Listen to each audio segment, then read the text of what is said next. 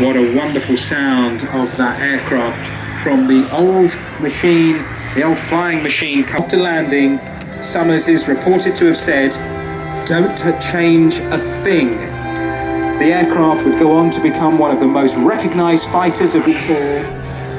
His father was an ex-wartime air-sea rescue pilot and also flew DC-3s on the Berlin airlift before becoming a captain with the BA on the Vickers Viscount. Stu learnt to fly in New Zealand at just 17 years old, and on his return to the UK started towing gliders, where he clocked up enough hours to get his commercial pilot's licence. He worked for Bowker Air Services at just 23 and as a crop spraying pilot for 8 years on the Piper Pawnee. It was here that he started building his own aeroplane, a Pitts Special, which he went on to display. But the first real warbird that Stu flew was the 1928 Newport 2, which can only be described as a fine airshow machine. And from there, he progressed to the World War II aircraft. A familiar face on the display circuit. You can always expect a beautiful display from Spinkers. And as the Spitfire soars into the skies above us here in Clacton, those so iconic elliptical wings showing as we see the underside of MH434, one of the most famous and beautiful military aircraft ever built. The Spitfire is perhaps chiefly remembered as the symbol of the Battle of Britain, developed by Supermarine's brilliant chief designer R.J. Mitchell, the only British type in continuous construction throughout World War II. The RAF's first Spitfires were delivered to number 19 Squadron at Duxford in 1938, and by July 1940, on the eve of the Battle of Britain, 19 RAF squadrons were equipped with this new fighter.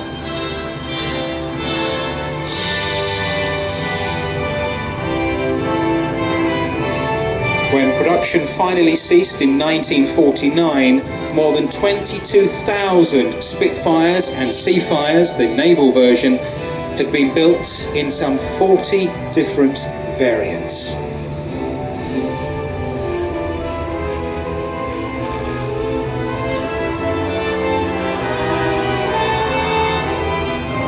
Produced in greater numbers than any other British combat aircraft before or since the war, 20,341 Spitfires were built in 22 variants, and the aircraft remained in production for 12 years.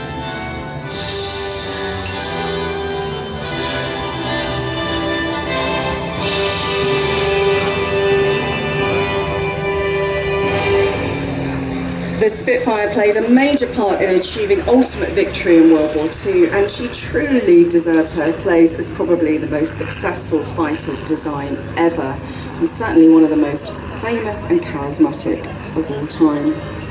R.J. Mitchell sat on the beach in West Witterings in Sussex, watching the birds and looking at how they flew, and that was his inspiration for the design of the elliptical wing of the Spitfire.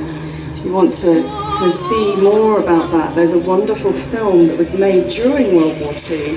There's a piece of British propaganda, and it's called The First of the Few, and it shows Leslie Howard playing R.J. Mitchell and his engineer friend David Niven, and it tells you the story of how the Spitfire design evolved.